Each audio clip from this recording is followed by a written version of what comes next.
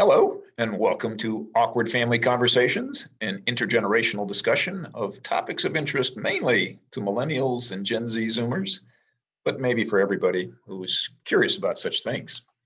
I'm here, as always, with my younger daughter, Addie. When she was in high school, Addie used to hijack her mother's phone.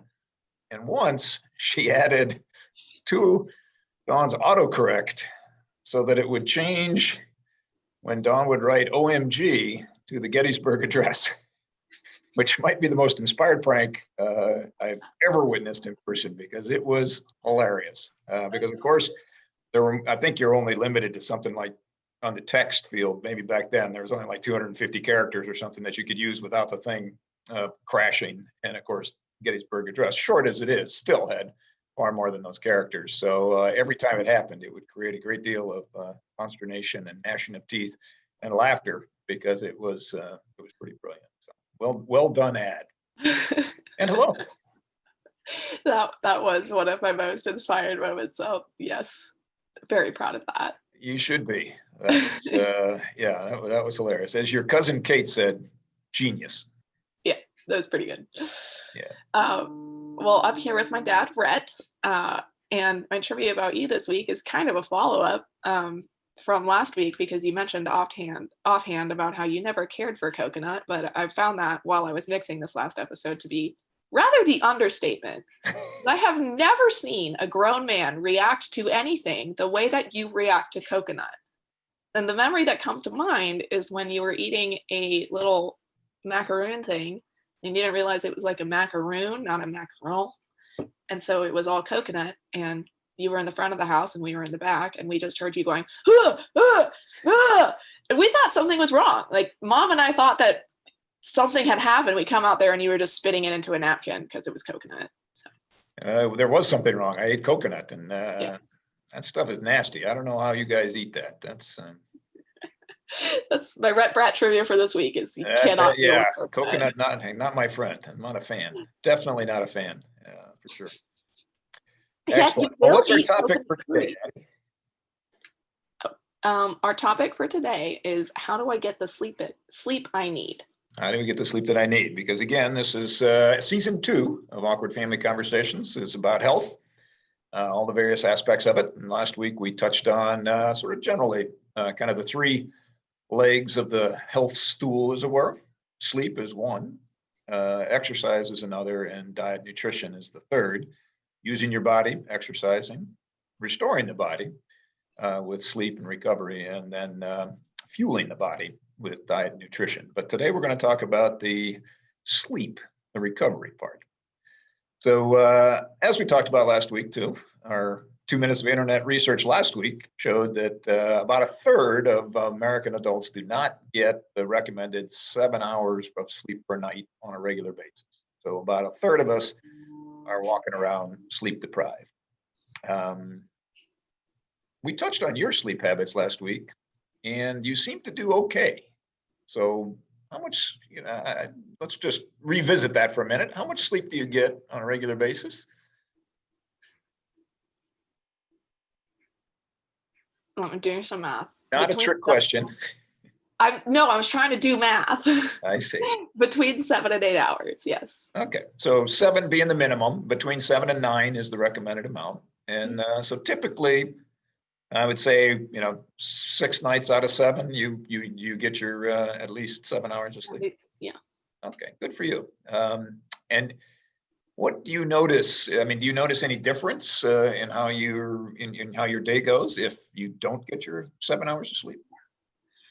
We have at my work what one of my friends and I call the grumpies.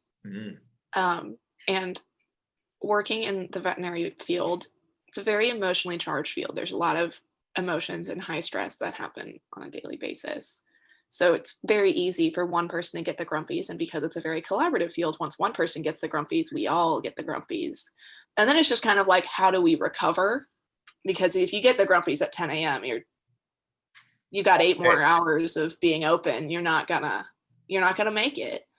So not sleeping well means that I usually start off real close to the grumpies, and then all it takes is one angry dog, and then it's just grumpy day.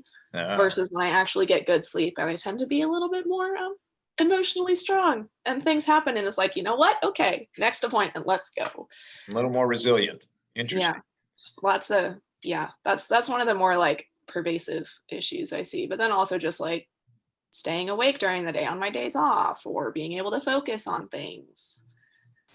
Well, as we'll talk about in a moment, those are your experience is pretty much true to the norm. And I have to say, of the 3 legs on our health stool, sleep is the one where I struggle the most. I do not. 7 is 7.5 hours is my goal. I try to set myself for 7.5 hours of sleep, but it's but I do struggle to get that on a regular basis. I would say that I'm about a 50% guy. About half the nights I'm able to make that happen, and about half I'm not. So I would probably fall into the third of American adults who do struggle a bit with sleep. Although I have to say it's not a it's not a deep well that I'm in, but I definitely am. I definitely also feel a little bit, quite a bit different on the days when I've had. I actually notice when I've had good night's sleep, just better energy, better able to pay attention, and the day is far more productive when I've had my rest. It just, things kind of come easier. I don't have to work as hard. I don't have to expend that energy on focus, because I also don't do caffeine typically. I mean, I do once a week when I have coffee with your grandfather. I'll have a cup of coffee that's got caffeine in it, but the rest of the time I don't really use caffeine, and so I definitely feel it when I don't have enough sleep, because I think that's a coping mechanism for a lot of people who don't get sleep, is that they use stimulants to try to rally the energy.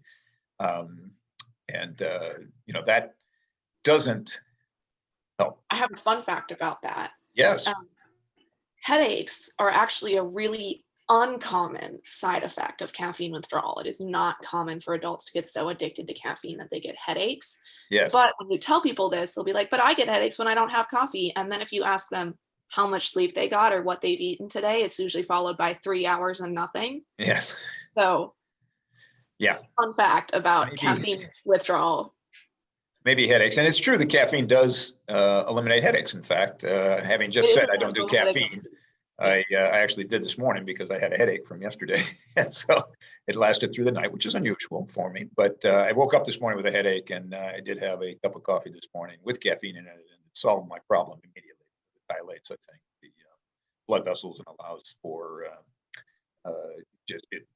it helps with the headaches. But we do know that, so we have a third of people who don't get enough sleep, and about 20% of American adults also suffer from sleep disorders. So these would be things like sleep apnea, insomnia, probably the most common, but a number of other pieces. So it's possible that, of the, about half of the people, maybe a little more than half the people who have sleep problems actually suffer from disorders that could need some intervention, medical intervention, or some professional evaluation as well. But there's no question that an awful lot of us are walking around not getting enough sleep. And my friend Tom Swain mentioned, he read a fascinating book on sleep that he recommended to me that I have not read yet. But he talked about sleep. You tend to notice it when you tend to notice the lack of it more than you notice when you get enough. And the lack of it comes with many, many consequences.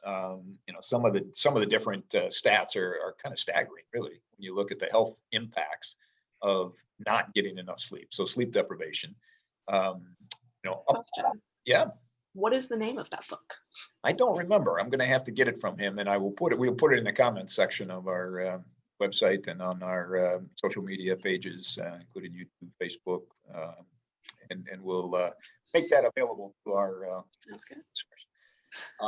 But because it's basically a scientific assessment of sleep and everything that happens, and why it's so critical to our health. But Johns Hopkins says sleep deprivation causes up to 6,000 fatal car accidents a year. 4% of American adults have fallen asleep at the wheel while driving in the last month. Every month, 4% of adults, 1 out of 20, 1 out of 25, I guess, fall asleep while driving every month. That tracks with how my morning commute goes every day. Yeah, I mean, you think about how many cars that you see on the road every day, and think that 1 out of every 25 cars at some point that that driver is going to fall asleep while driving, and maybe it's just a momentary kind of nod off, and the rumble strips kind of bring them back to consciousness. But boy, if that happens at the wrong time, that's a tough place. That's where you get your fatal car accidents. 50% higher risk for those people who are sleep deprived, who get less than 5 hours sleep per night. 50% greater risk of being obese. Wow. When you go without sleep, your hormones get screwed up because you're not putting your body. So sleep is basically the time that your mind and your body reorders itself and gets back into balance. And if you're not giving it the time to get back into balance, then things like these imbalances between your hormones, and these are your appetite hormones. So there's a hormone called ghrelin, which is a cool name, and a hormone, and that's a hunger hormone. And then there's an appetite suppression hormone called leptin. And when you don't get enough sleep, you overproduce ghrelin, your hunger hormone, so it stimulates your appetite, and you get lower levels of leptin, which is your satiation hormone. It tells you, no, you've had enough to eat. And so you tend to eat more, which is why you've got a 50% greater chance of being obese if you're sleep deprived. And it also changes your tastes. People who are sleep deprived tend to seek out or tend to want more sweet, salty, and starchy foods. And so, these are diet related pieces, right? So, you're eating more because your hormones are out of balance, and it's stimulating your appetite when you don't really need it.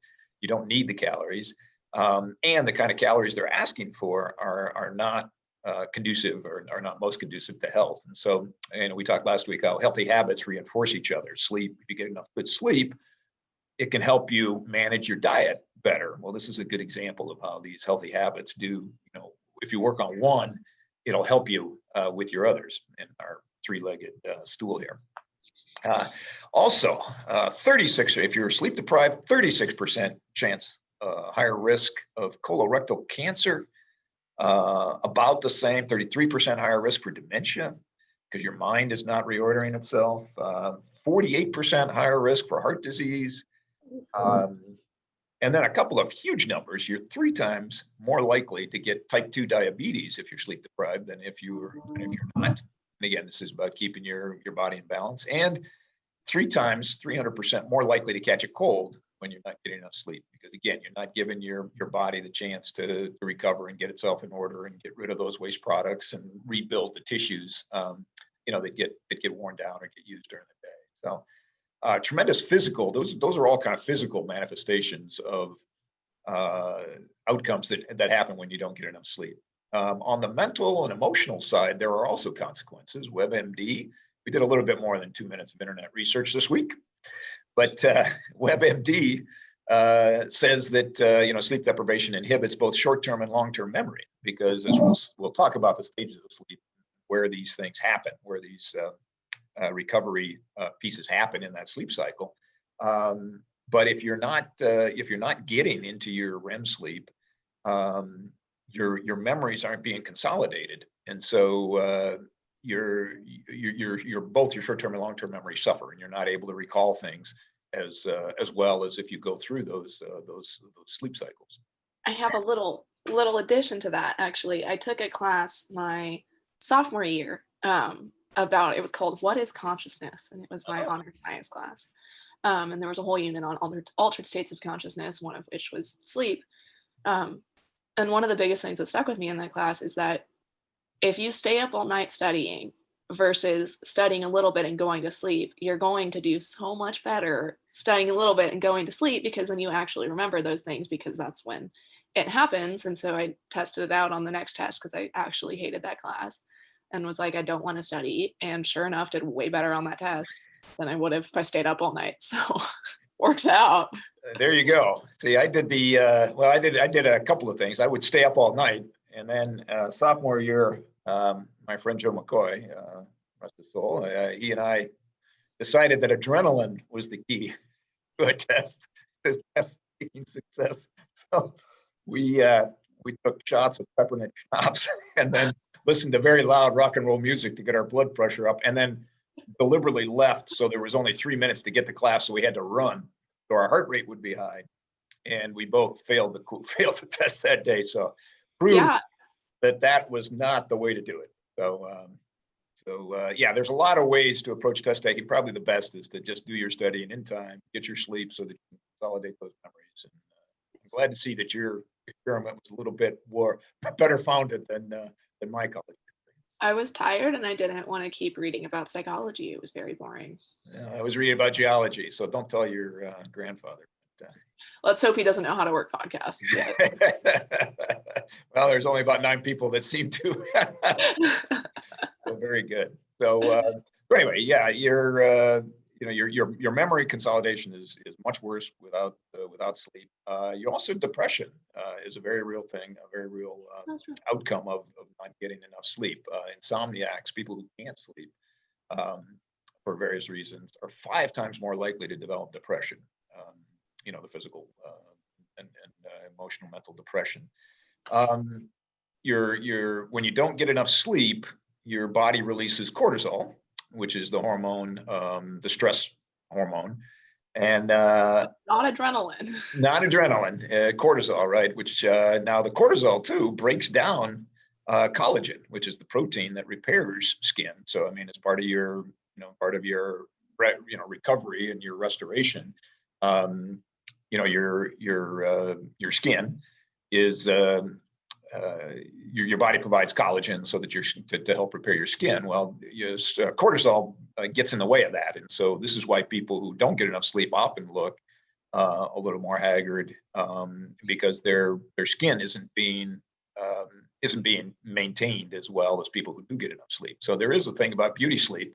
This is a total thing, is that the more sleep you get, the better your skin is able to repair itself, and your tissue, the damaged tissue that you have from sun or from pollutants or just oils and things that are in your skin.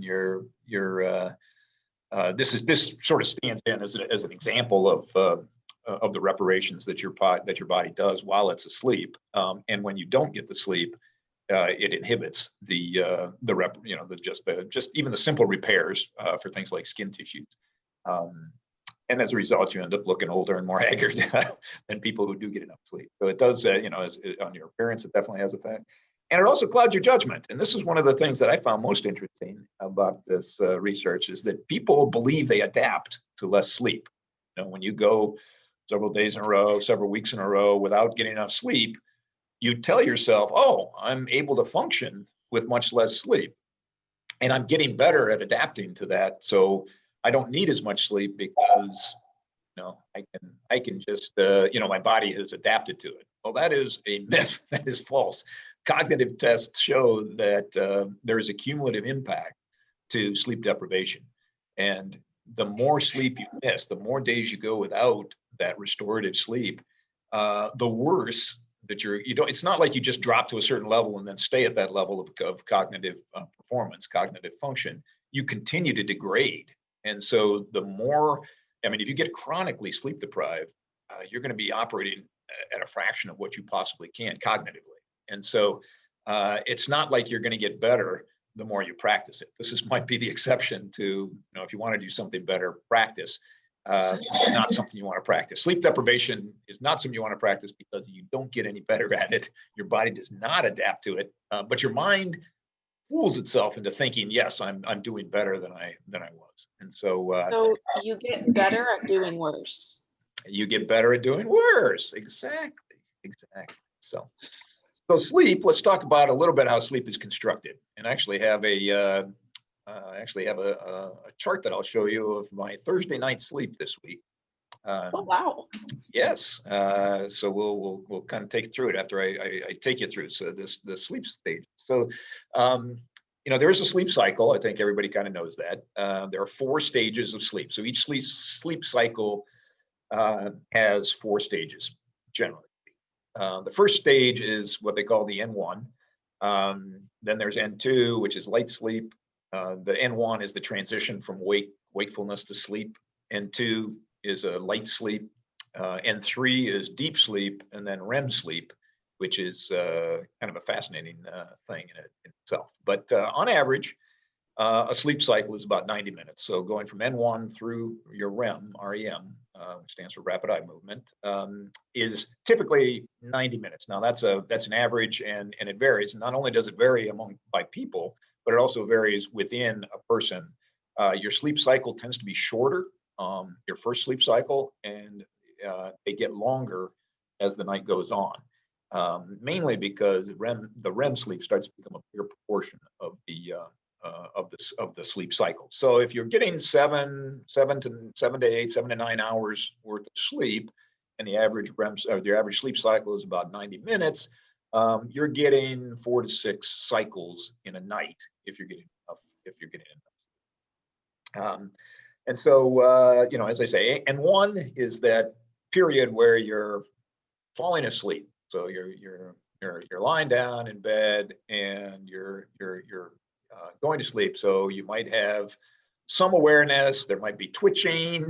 There might be, the opportunity to find your partner and have them say weird things because you're talking to them when they're not quite fully conscious, but they're not totally out yet either. And so you get in that kind of mixed thing. And this is typically a very short period, 1 to 5 minutes, say.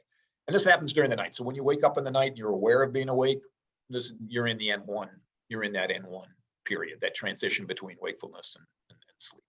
So that happens pretty fast. And even during the night, it's possible that you might not wake up every single sleep cycle. So maybe not every cycle has this N1 period.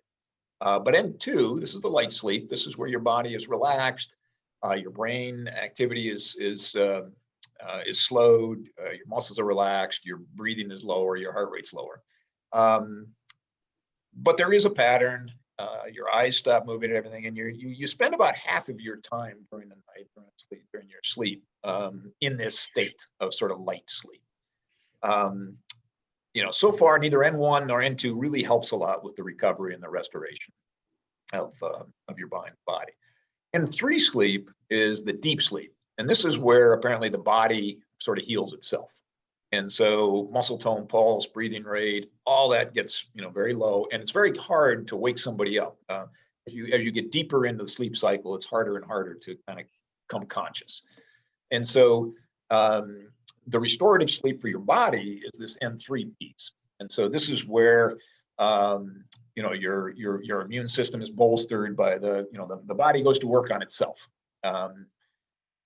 This is longest earlier in the earlier sleep cycles. Your N3 period is longer, and your REM cycle is shorter. And REM is the 4th stage. This is the rapid eye movement, and this is actually where your mind comes not fully awake, but it becomes active.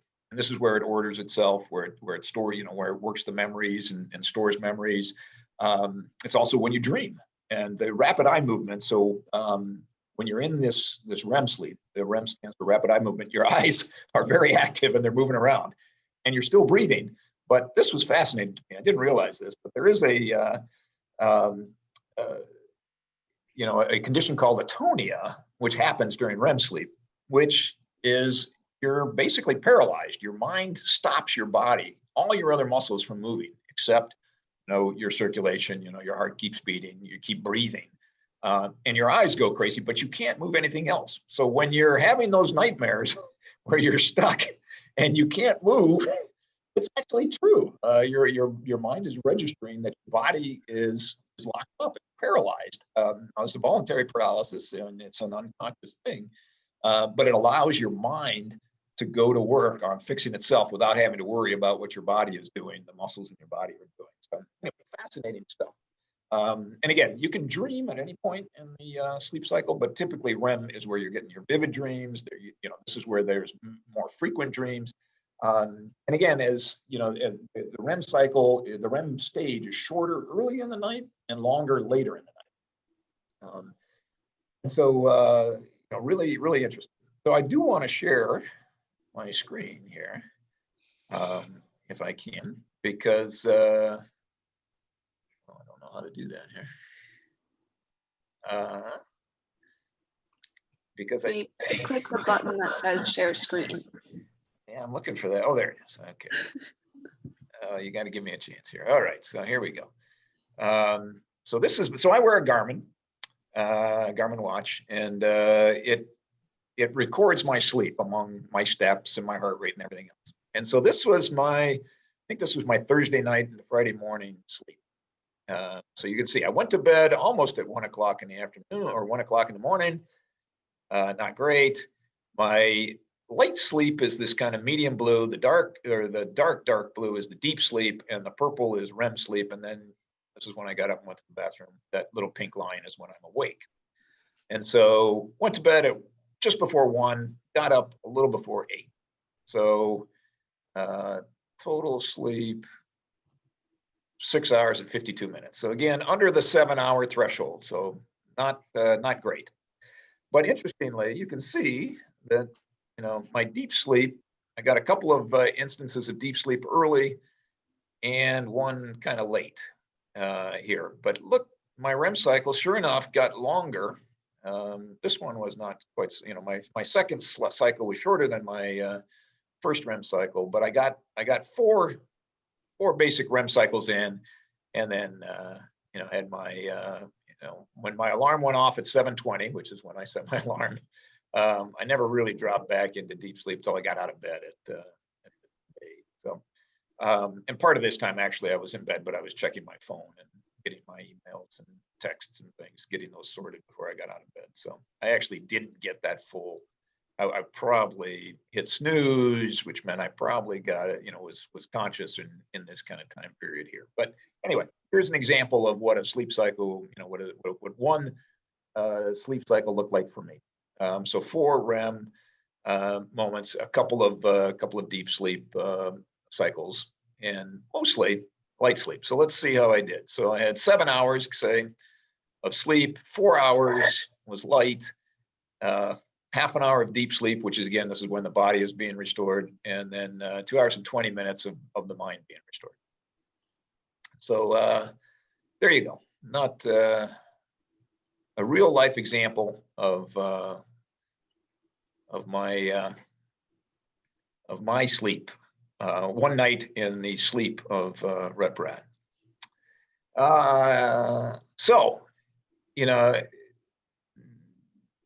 you've got these, basically I wanted to talk about the sleep cycle because it's really important if you're going to get the health benefits of sleep. It's really important to get to that N3 and that REM stage. And so, so if you're going to do that, you need to be able to have several of these cycles, because your REM, your REM stage gets longer the more you sleep, and the deeper you sleep, the more restoration you get, basically. So you need the time so that you can get good quality sleep, because one of the things we'll talk about are things like caffeine and alcohol have different effects on people. Some people are able to sleep, but even if you can fall asleep, you're not going to get the restorative sleep if you have alcohol, if you have caffeine. Typically, you're not going to get the restorative sleep in your body, in your mind, if you've got these things, because they stop you. Those substances stop you from dropping into that deeper sleep. Those are my 2 favorite substances. Well, and the great thing about alcohol is it metabolizes quickly. So if you have a glass of wine or 2 at dinner, and you eat at 7, and you go to bed at 10, you'll be fully metabolized by the time you go to bed. So you're not going to get alcohol. Your alcohol is not going to stop you from being able to sleep. It's if you have a drink right before you go to bed, then it's a different story. Because your metabolism slows down, your heart rate slows down, your body slows down And it's going to take you longer to burn off that alcohol, and you're probably going to affect that first couple hours of your sleep, which is really important to get you into that deep restorative sleep. So the quality of the sleep matters a lot too. But what gets you? What's the thing that stops you from? What are the things that stop you from going to bed on those nights when maybe you don't get as much sleep as you? Typically I'm either doing something like bachelor night. And typically, fortunately, with Central Time, the bachelor starts at 7. So, are you Right. hopping out of my lap? What's happening? I have a guest. Yes, there she is. There's Claire. Bachelor starts at 7 out here, which means it's done at 9, which means I'm home by like 9:10. But 9 is when I like to be doing the transition to bed. So that means I'm getting home from everything at 9, which means I have to feed my cat and then like do some dishes. I bring dinner to bachelor night, so I don't have to like eat or anything, but it's kind of sucks to like go home, get ready for bed, get to sleep. So typically that throws off my rhythm, or just like the basically getting home not at the time I expect to get home, because there, unless shifts that I'm working 8 to 8, it's also harder if I have to go to be at work at 6:45 the next day, because it's literally like come home, eat dinner, go to sleep, and that's not fun. Yeah. Well, we talked about it last week, that, and all of this stuff, right? I mean, it's a time and energy commitment. And our desire is to have more fun and and we feel a little bit ripped off if we don't, if it's all work that day, and we don't get to do the things that we had in mind that we were going to do. But recognizing that we also tend not to be great at time management, people in general. We and our children. Yes, well, your cat in that case, My but children, yes, they need to, so it's an imprecise science, managing your day. Time management is tough, and you do have a number of unpredictable things that happen, during the course, which throws off the time. I mean, I'm a planner and I plan things pretty tightly, and I can't remember the last time I got everything done in a day that I had set out to do, and it frustrates me. And I try to get it all done, and that like you, I mean, it's the thing that keeps me from going to bed. I mean, I'm terrible at transitions generally. I really struggle with transitions myself. The transition to bed is an important one. And the reason I don't get enough sleep is that I have the best of intentions to be in bed at 10:30. But as you saw, I can go to bed as late as 1 o'clock in the morning sometimes. And so your mother doesn't help because she's a night owl. She's up late. And that, but the way to manage that, I think, and we talked about this last week as well, is to recognize that, set your intentions. So you have the expectation, and then tell yourself and come to the agreement. I mean, you got to reconcile yourself to it, that it's okay to leave things undone.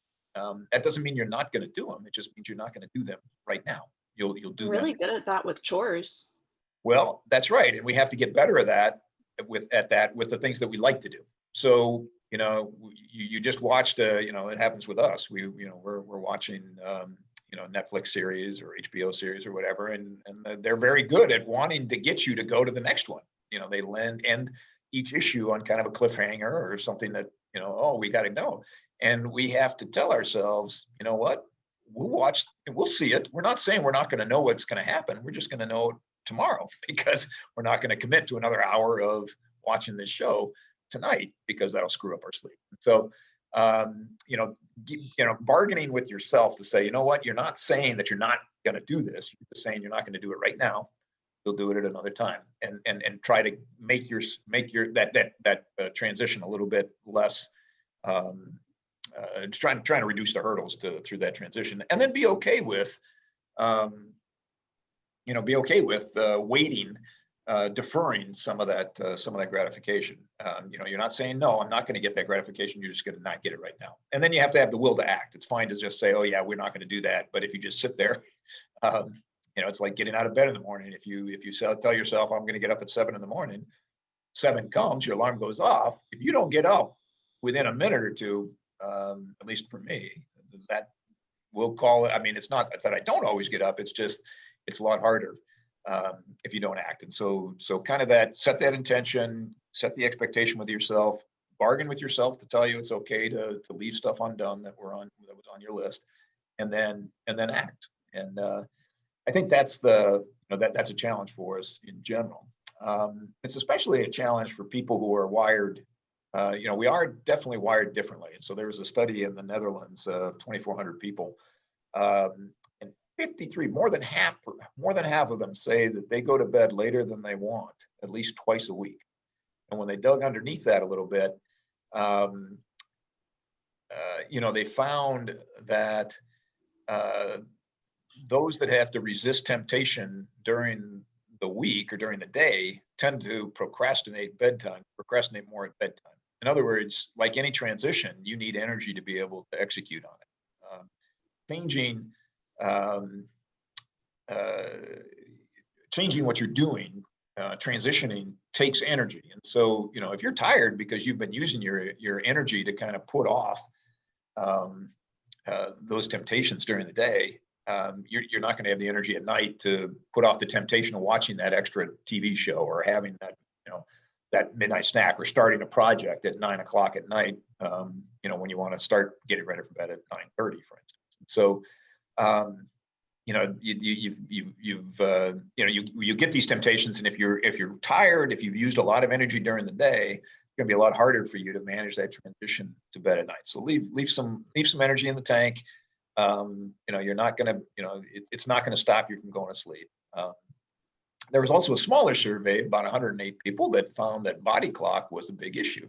And so you have, in sleep research, you got these two kind of competing philosophies that, one of these things is nature and one of them is nurture, basically, that you can modify your sleep if you have the will to do it and you behave, you do these things.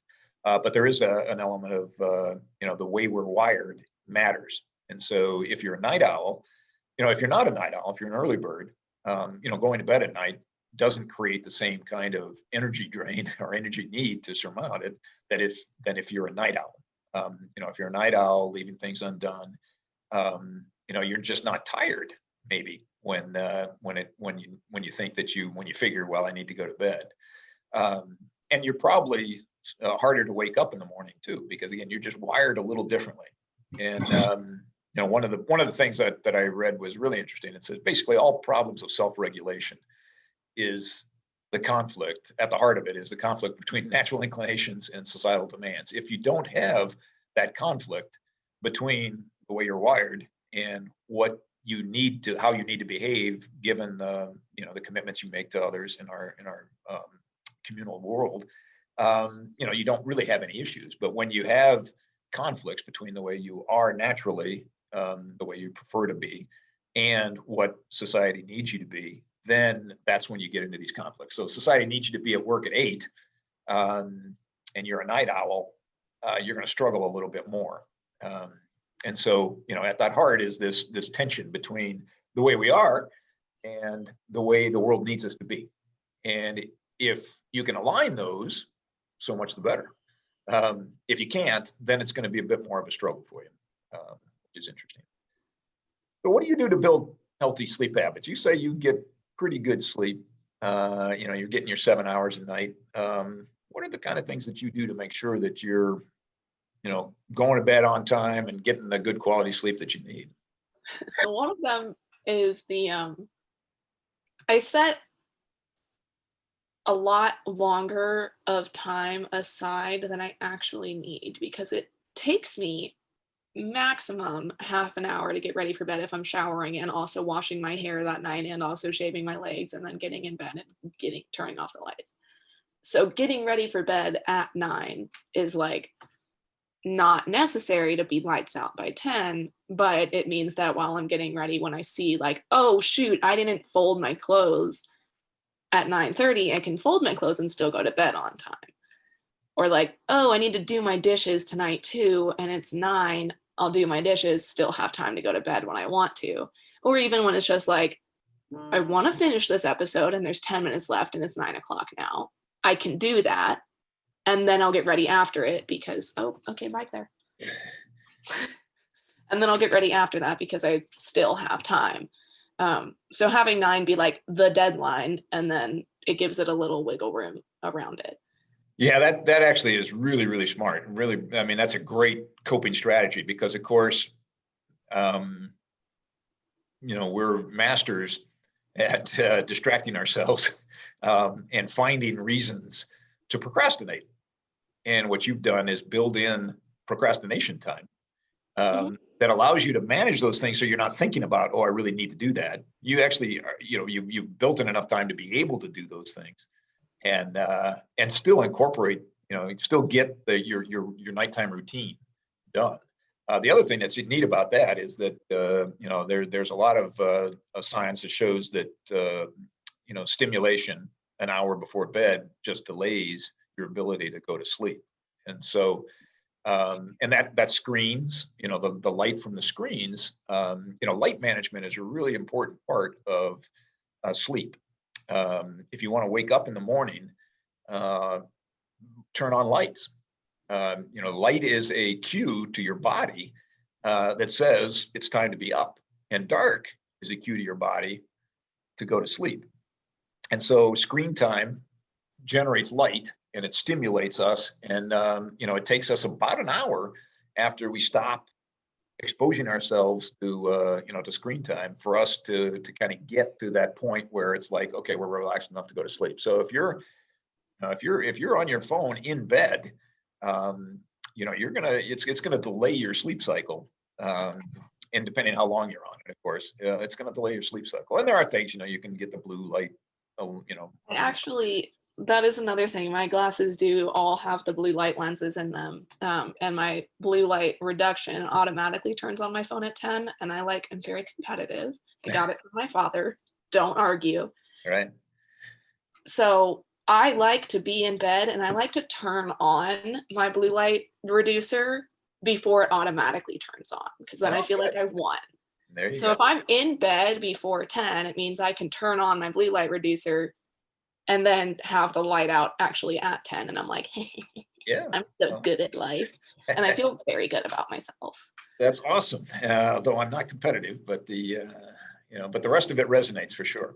You are. You don't well, have to, but not with other people. A lot of our fans like that. You don't have not really, not competitive with other people, mainly. You don't have to lie to our fans like that. Just don't.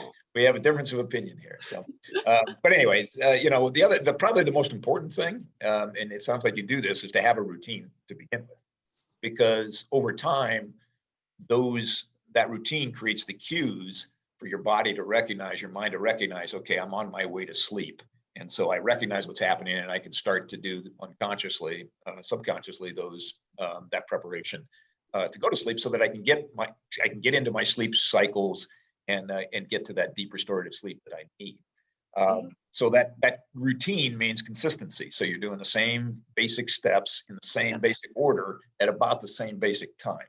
I get up, I do the things, I shower, because it is a waste of water and energy to shower before work if you are a vet tech. So I shower at night. That's a good idea. I shower, and then I go find the cat. I bring the cat into my room. I smother the cat with my love. And then I go to sleep cuddling the cat. Perfect. Yeah. And if you do that every night, it becomes an expectation that you're not even consciously aware of. Your body's not consciously aware of. Or you are consciously aware of it because your cat comes and gets you. Well, that's true. Our dog Roxy is very good at trying to herd us along at night into the bed if we're taking too much time. So, we talked about light exposure, really important. One of the best ways to wake up in the morning is to turn on lights or open your curtains and let the light come in, and to get as much exposure during the day, so that at night, when you have an absence of light, that's your cue to start winding down, which is great. Screens, again, we talked about that, stimulation. Also, physical, mental, any kind of stimulation, emotional stimulation, right before sleep will delay kind of the ability to kind of get into these sleep cycles. So rich foods, meaning a lot of sugar, a lot of fat. You don't want to be having that ice cream sundae right before you go to bed. Yeah, I do. I do want to do that, though. Yeah, it's not good. Caffeine and alcohol, again, we talked about it. Even if you're able to get into the sleep, it's going to stop you. It's going to inhibit you from getting into those deeper restorative stages that you need to really be healthy. And so nicotine is another one. Caffeine, nicotine, and alcohol are probably. I am very strict, thanks to you, about no caffeine after 4 p.m. because I can fall asleep fine. I will just wake up at 2 a.m. and stay awake for 2 hours. Yeah, I can't have caffeine after I can't have caffeine after noon. And it's because you've sent me all of those articles about it. And the most recent one was 4 p.m. is like the absolute latest, but it's definitely like, especially when I was younger and I wasn't drinking coffee every day, because now I do because I like it. But I went without coffee yesterday and nothing happened because I get normal sleep. So it's just kind of a morning routine thing for me. Yeah. But when I have coffee or caffeine of any kind after 4 p.m., it's just like it throws everything off. And everybody's got to find the things that work for them. And that's one of the things I think we'll start to wrap it up here. Actually, if it helps you to meditate, I don't need to meditate. I can fall asleep pretty quickly. I don't need to really do a lot of that relaxation. But your mother does need it. She needs to calm her mind. And she needs to, kind of relax. And so she does breathing exercises and meditations, and she'll wake up in the night and the brain will be racing, which is actually very common for people. And recognizing at those times when that happens, just go back, have a routine, have a toolbox that you can reach into and say, okay, my mind is racing. I can't solve this problem right now.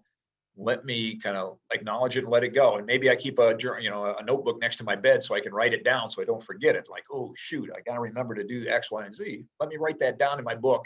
It's written, it's captured. I'm not going to forget it. Now I can go back to sleep. And so those things are that work for you. Do them. I have that issue and I solve it. And I don't know how actually healthy this is, but I fall asleep listening to podcasts, typically ones I've already listened to, so I don't feel like I need to stay awake. But I tend to when I go to bed, I tend to go into mode of like, oh my God, I can't believe I said that. Or like, oh God, I have so much to do tomorrow kind of thing. But when I have a podcast on, I can kind of just like put my mind on that. And then because I'm lying down and cozy and my cat is purring on me, I eventually fall asleep and I don't have to think about my own things. Great coping solution there. Yeah. So those, find the things that work for you. And there's tons of resources online to help you if you're struggling with sleep. But I think, you talked about, having a routine is really important, and then giving yourself enough time to get through your routine before your time to go to bed is really key. Don't, in other words, like we talked, don't start getting ready for bed at 10, and that's when you need to be asleep, for you to get your 4, 5, 6 hours of or cycles of sleep in. Getting a little deeper here, that's one of the brewing grounds for like bad self-talk for me, is if I go to bed later than I planned, especially several nights in a row, I tend to start getting the like, you're so bad at everything, I can't believe you would do that, you can never hold yourself to anything kind of voices. And so when you actually, like, one of my teachers in college actually said, when you make a promise to yourself, keep it, because that's how you build self-respect. Yeah. And that just kind of stuck with me, because it was like, oh, that's what my issue is I tell myself I'm going to go to bed at 9:30, which is something I can't do and won't do. And so I just end up like not respecting myself because I don't do it. So yeah, realistic expectations and then also following through on them makes the mean voices stop. Well, because it proves to you that you can do it, right? I mean, that's the other side of it. I mean, you can flagellate yourself all you want because you're a bad person because you don't do the things that you say you're going to do. And the way to stop that talk is to not give yourself any ammunition to be able to do that. And that's really important. So, all right, so let's summarize what we've had. Sleep is really important to overall health. It reinforces other healthy behaviors, and without it, there's a lot of different bad outcomes that can happen that can hurt yourself and can hurt other people.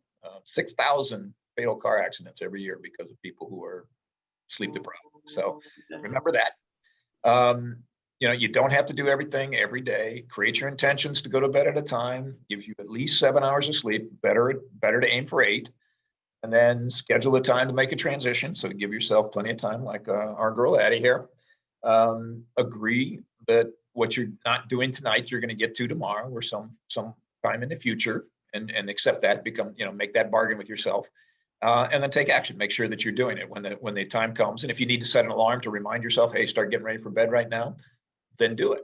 The other thing is, create a bedtime ritual. And again, a ritual is consistent.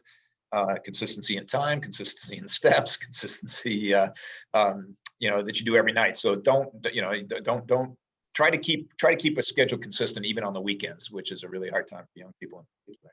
And give yourself a break. You're not going to get this right. I mean, practice, it takes practice to do anything well, except sleep or go without sleep. You don't want to No, practice because going without sleep. then you get really good at doing things badly. So that still works. It's just not what you want to do. Yeah, you're practicing what you don't want to do. So so keep your cool, give yourself some kindness, recognize it's going to take you a couple 2 to 3 months to try to work through a process that's going to work for you. And you're not going to nail it every night. And there are going to be times when you've got to have to work late, and or somebody comes in from out of town that you haven't seen, and your college roommate, and you want to spend time. And so there will be disruptions, but what you're aiming for is kind of 6 out of 7 nights you're getting that 7 to 9. Again, aim for 8 hours of sleep. Try to get a sense for your sleep cycles. If you've got a Fitbit or some Garmin or some other health tracker, a fitness tracker that lets you track your sleep, use it and take a look at what does your sleep cycle look like, and how much REM sleep are you getting, and how much deep sleep are you getting. Just experiment for the things, because we're all an experiment of one. We need to figure out what works for each of us individually. And these are, kind of, we can give you some general, as we've experimented ourselves, we've got a general sense for what good behaviors are, but we have to find the specifics of those good behaviors, each one of us individually. So Also, if you're a person who goes to bed at 1 a.m., don't jump to 10 p.m. right away. When I first started my current job, I was working all crazy hours of the night, so I didn't have any kind of sleep schedule. So going to bed by 10 was like really difficult, especially, and then like waking up at 5 was also really difficult. Yeah. And I beat myself up the first couple of days, and I was like, no, I'm gonna get used to it. And so once I kind of figured out what I needed to do for a routine, like I started at 9:30, going to bed at 10:30, and then after that got easier, I was like, okay, 9:15, and then that got easier, and so now I'm at 9, and that's the happy zone. That was the target. But if I tried to start right at 9, it was like, no, you have to get ready for bed at 9, and I just like didn't. Not there. I was like, no, I'm not ready for that. It was like, give yourself realistic expectations and work backwards. You don't have to start. If you start with the end goal, you're not going to make it. Yeah. Unless you're some superhuman crazy person. But well, yeah, I mean, everything works. But you're right, and that's part of the adjustment period. Give yourself time before you start calling yourself a failure. Give yourself some time to work through what's going to work for you, and that's just it. So. All right. So any follow-up items? Anything that we need to research here? No, I feel like there was something in there, but maybe not. Ben, no bad words today, so no money changes hands. We're doing pretty well there. But lots of bed words, am I right? Yes, bed words indeed. So very good. All right, Ed, what's our topic for next week? Our topic for next week is, how do I make myself exercise? And when I say our topic, I say your topic, because I have nothing to add. Well, you were invaluable today, because, as I said, sleep is my Achilles heel on the health front.